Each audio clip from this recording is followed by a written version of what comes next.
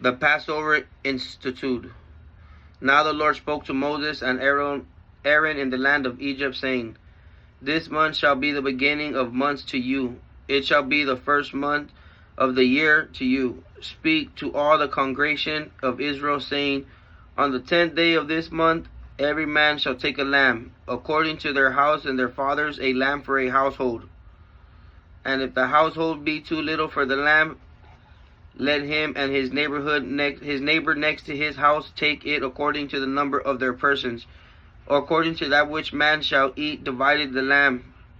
Your lamb shall be without blemish, a male of the first year. You shall take it out from the sheep or from the goats. You shall keep it up until the 14th day of the same month.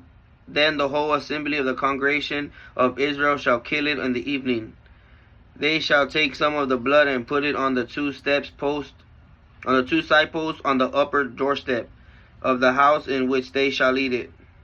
They shall eat the flesh that night, roast with fire, and they shall eat it uncleaved bread and bitter herbs. Do not eat it raw, nor boil at it with water, but roast it with fire, its head with legs and its internals.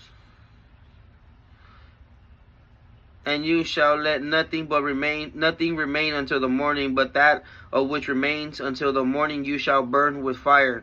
In this way you shall eat it with your waist girded, your sandals on your feet, and your staff on your hand. So you shall eat it at haste, as it is the Lord's Passover.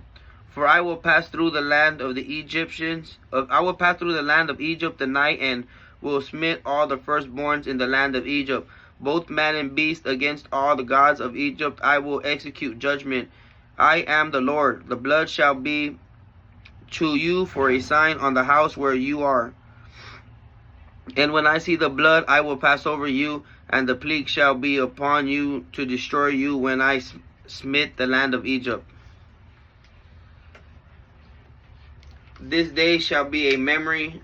This day shall be a memorial to you, as you shall keep it as a feast to the Lord. Throughout the generations you shall keep it a feast by an eternal ordinance.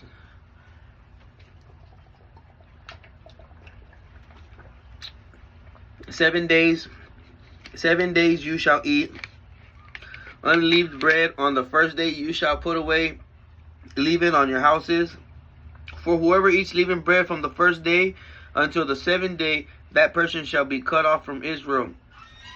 On the first day there shall be a holy convocation, and on the 7th day there shall be a holy convocation for you. No matter of work shall be done on them, but that which every man must eat, that only may be prepared by you. For you shall observe the feast of unleavened bread, for on this very day I brought your armies of the land of Egypt. Therefore you shall observe this day throughout your generations as an ordinance forever. In the first month of the 14th day of the month, at evening you shall eat unleavened bread. Until the 21st day of the month, at even 7 days shall there be no leaven found in your house. For whoever eats that which is leavened, that person shall be cut from the congregation of Israel, whether he be a stranger or born in land. You shall eat nothing leavened in your dwelling. You shall eat unleavened bread. Then Moses called for the elders of Israel and said to them, Draw out and take yourselves a lamb according to your families, and kill the Passover lamb. You shall take a bunch of hyssop and dip it in the blood that is in the basin, and apply the lintel and two side posts with the blood that is in the basin. And none of you shall go out from the door of his house until this morning, for the Lord will pass throughout to kill the Egyptians. And when he sees the blood upon the lintel on the two side posts and the Lord will pass over the door and will not permit or destroy to come to you or to your house to kill you. And you should observe this thing as an ordinance to you, and to your sons forever, when you enter the land which the Lord will give you, according as he has promised, that you shall observe the service. And when your children shall say to you, What does the service mean to you? That you shall say, It is the sacrifice of the Lord's Passover, who passed over the houses of the children of Israel and Egypt when he smote the Egyptians, and delivered our households to the people, bowed down and worshipped. Then the children of Israel went to and did so, just as the Lord had commanded Moses and Aaron, so did they.